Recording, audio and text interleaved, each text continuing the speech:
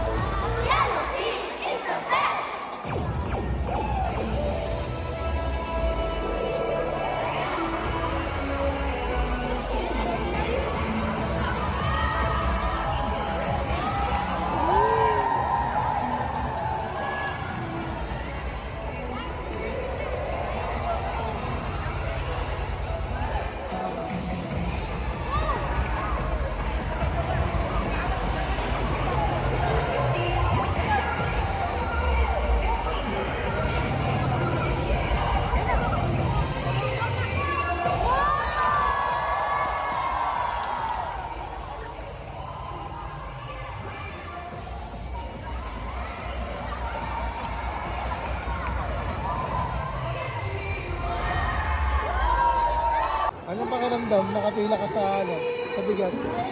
In time of crisis.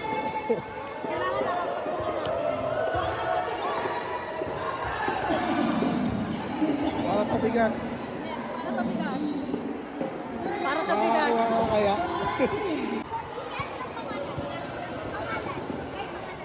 Yeah! Bonding, bonding. Go, love, go! Sayang.